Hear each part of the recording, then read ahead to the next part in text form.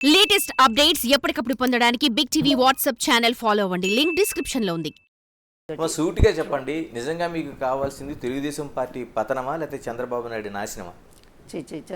Telugu Desam party నాశనం అవ్వాలని నేను ఎప్పుడూ చెప్పలేదు బాబు. కానీ ఇలాంటి వాడి చేతిలో ఆ పార్టీ పూర్తి గౌరవాన్ని కోల్పోయింది. ఎక్కడి ఎన్టీఆర్, ఎక్కడి తెలుగుదేశం పార్టీ? నేషనల్ వైడ్గా దేశవ్యాప్తంగా తెలుగుదేశం అంటే కూడా అంత గౌరవం, ఆ జెండా అంత రెపరెపలాడింది. అట్లాంటి పార్టీని తీసుకొచ్చి ఈరోజు స్కాములు, అదేవిధంగా ప్రతి పార్టీ వాకిట్లో పెట్టాడు. కాంగ్రెస్ పార్టీ కాళ్ళ దగ్గర కూడా తీసుకెళ్ళి ఆ పార్టీని పెట్టాడు. చివరికి అంతా కూడా దగాకోర్లు, అందులో దోపిడీదారులు. ఆ పార్టీలు ఏముంది చెప్పుకోవటానికి? విలువలు ఏమైనా ఉన్నాయా తెలుగుదేశం పార్టీ?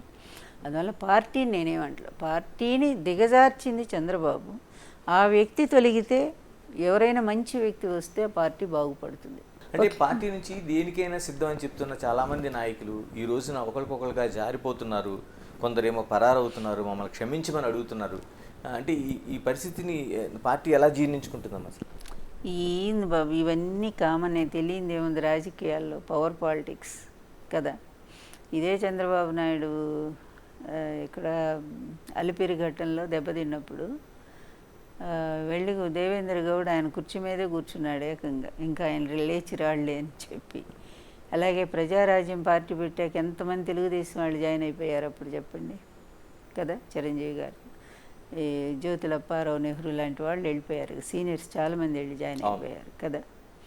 అట్లాగే రాజశేఖర రెడ్డి గారు కాంగ్రెస్ బాగా బలంగా ఉండి ఆయన ముఖ్యమంత్రి అయినప్పుడు అసలు పార్టీ మొత్తం పోయేది. ఆ టైంలో చాలామంది పోయారు అప్పుడు కూడా. అందువల్ల ఇదంతా కామన్. అయినా పార్టీ గెలిచిందా లేదా? అందువల్ల ఇవి ఎప్పుడూ కూడా ఈ దూకుడు వాళ్ళ వల్ల పార్టీ నిలబడుతుందంటే ఎవరు నమ్మరు. అది చేసిన మంచి ఎన్టీఆర్ని ఇప్పటికీ ఎందుకు మంచి చెప్పుకుంటాం మనం?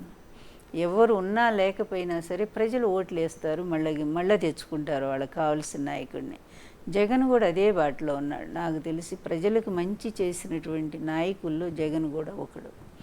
ఎన్టీఆర్ గారి తర్వాత వైఎస్ రాజశేఖర రెడ్డి, మళ్ళీ ఈరోజు జగన్మోహన్ రెడ్డి. ఎందుకంటే స్పష్టంగా కళ్ళకు ఎదురుగా కనిపిస్తున్న సత్యాలు ఇవన్నీ కూడా. మనమేం మభ్యపెట్టి మాయ మాటలు చెప్పడం లేదు. అందువల్ల ఆ విధంగా అట్లాంటి నాయకుడిని ప్రజలు ఎప్పుడూ కూడా దూరం చేసుకోరు. ఈ నాయకుల గోడ దూకుడు వాళ్ళంతా కూడా పోతారు వస్తారు. మళ్ళీ ఎప్పటికప్పుడు ఆయన అన్నట్టుగా ఎప్పుడు ప్రజల్లో నుంచి మంచి నాయకులు వస్తారయ్యా. దానికోసమే. అంటే 11 సీట్లతో వచ్చే ఎన్నికల వరకు నడవడం సాధ్యమే అంటారా? ఈ సీట్లు అసలు లేనటువంటి హర్యానా కాంగ్రెస్ పార్టీ 14 ఏళ్ల తర్వాత అధికారానికి వచ్చిందా లేదా? ఏమీ లేదు, ఒక్క సీటు కూడా గెలవలేదు వాళ్ళు అస్సలు. అలాగే అన్నీ పోయిందనుకున్నటువంటి కాంగ్రెస్ పార్టీ మళ్ళీ మెల్లగా ఒక్కోటి గెలుచుకుంటుందా లేదా? నేను చెప్పాను కదా, పునాదులు ఎక్కడ కదులుతాయి? పునాదులు ఉంటాయి. సీట్లదేముంది? సీట్లు ఇప్పుడు కొద్దిగా రావచ్చు, అది మోసంతో వచ్చింది అనేది అందరికీ తెలిసిన విషయమే. అందువల్ల ప్రజాభిమానం ఆయనకి విపరీతంగా. మొన్న పిఠాపురం వెళ్ళారు, మొన్ననే కదా వెళ్ళారు, ఒక నెల క్రితం అనుకుంటా. వెళితే నీకు ఆ జనం క్లియర్ అవ్వటానికి 2 రోజులు పట్టిందే. ఎవరిని పిలిస్తే ఎవరు మీరు అన్నట్టు నాయకులు వెళ్ళిపోయారు కదా. మరి అంత జనాలు ఎక్కడి నుంచి వస్తున్నారు? ఎవరికి వస్తున్నారు అంత జనాలు? 2 రోజులు పట్టింది అక్కడ క్లియర్ అవటానికి. ఏమీ జనం లక్షలు ఎగబడి వచ్చేసారు. అది లీడర్షిప్ అంటే. That is the leader of nation. ఎలా ఇప్పుడు సోషల్ మీడియా వారియర్స్గా గతంలో ఉన్న వాళ్ళపైన నమోదవుతున్న కేసులు కావచ్చు, గతంలో జరిగిన దాడులు కావచ్చు, కేసులన్నీ తిరగదొడుతున్నారు, కేసులు నమోదవుతున్నాయి. ఇవన్నీ కూడా చీప్ పాలిటిక్స్. అదంతా లోకేష్ రాజకీయం ఇలాగే ఉంటుంది. లోకేషే ఒక లీడర్ కాదు. అతనికి తెలిసిన విద్య ఏంటంటే కక్ష సాధింపు. ఈ విధమైన దానివల్ల అతను ఇంకా కూడా లీడర్ క్వాలిటీ పోగొట్టుకుంటున్నాడు. ఎందుకైనా భవిష్యత్తులో మంచి నాయకుడిగా ఎదగాలనుకునే వాళ్ళు ప్రజలను అందరినీ మంచి చేసుకోవాలి, దగ్గరికి భయపెట్టి ఎప్పుడు ఎవరు ఏం చేయలేరు. భయపెట్టడం అనేది తాత్కాలికం. అది ఇట్లా భయపెట్టి ఓచకోత కోసినటువంటి హిట్లర్ చివరికి దిక్కులేని చావు తెచ్చాడు భూగర్భంలో. అందువలన ఈరోజు లోకేష్ రాజ్యాంగం అక్కడ నడుస్తూ ఉంది ఆంధ్రప్రదేశ్లో. కక్షగడి ఎప్పుడో 20 ఏళ్ళ నాడు పెట్టింది కూడా తీసుకొచ్చి వాళ్ళని అరెస్టులు చేయిస్తూ ఉంటే అసలు కక్షపూరితమైంది.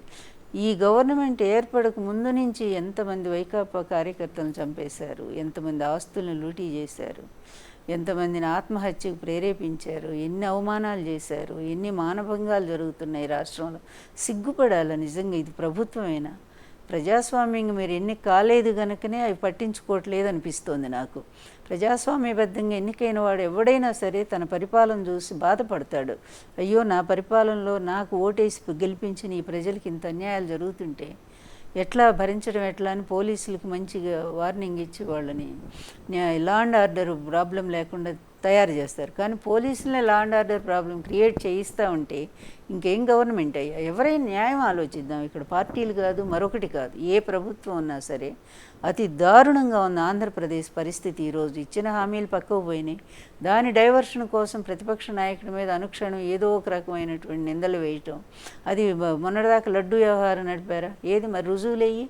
మళ్ళీ నిన్నేమో ఇదేదో ఆదాని వ్యవహారం తీసుకొచ్చారు. ఇట్లా పిచ్చి పిచ్చిగా వీళ్ళు ఒక సాక్ష్యాలు ఆధారాలు లేనటువంటి అన్నీ తీసుకొచ్చి డైవర్షన్ పాలిటిక్స్. వాళ్ళని ఇప్పుడు ప్రజలు ఏమి చేయట్లేదని అనుకోకుండా ఈ విధంగా ప్రతిపక్ష నాయకుడి మీద ఉబ్బురద చల్లటం ప్రతిసారి కూడా. ఇది మొదటి నుంచి చంద్రబాబు నాయుడు గారికి ఉన్న అలవాటే. ఈరోజు అంతే. రాష్ట్రం నిజంగా సిగ్గుపడాలి. చిన్న పిల్లల మీద అత్యాచారాలు జరుగుతున్నాయి. ఎన్ని జరుగుతున్నాయంటే ఇప్పుడు వచ్చాక దాదాపు మాకు తెలిసి 361 మంది అత్యాచారానికి గురయ్యారు ఆంధ్ర రాష్ట్రంలో. 6 నెలలు కాలేదు వీళ్ళ పరిపాలన. ఇదేనా ఈ పరిపాలన అంటే? మంచి పరిపాలన అందించి శాశ్వతంగా చరిత్రలో మిగలాలని లేదా? కనీసం ఆ తెలుగుదేశం పార్టీ పెద్ద ఆయన స్థాపించాడు కదా, ఆ పార్టీ పేరైనా నిలబెట్టాలని అనుకోవద్దా అసలు? నీ కొడుకు ఏం చెప్తే అడొక పిచ్చాడు నిజం చెప్పాలంటే. పాపం ఎందుకంటే ఆ అబ్బాయికి మొదటి నుంచి ఇమ్మెచ్యూర్ మాకు తెలుసు కనుక చెప్తున్నాను నేను. లోకేష్ అతనికి ఏ విధమైన పరిజ్ఞానం లేనటువంటి వ్యక్తి. అతన్ని నువ్వు చేయటం కోసం, ప్రమోట్ చేయటం కోసం అతన్ని ఈ విధంగా అతనికి ఇష్టం వచ్చినట్టు నువ్వు వదిలేసావు. ఇంత అనుభవం ఉన్నటువంటి నువ్వు అట్లా అతని మీద వదిలేస్తే ఎలా ఉందో పరిపాలన ఒక్కసారి నువ్వు బయటికి వెళ్ళి చూడు. For more videos like this, subscribe Big TV channel.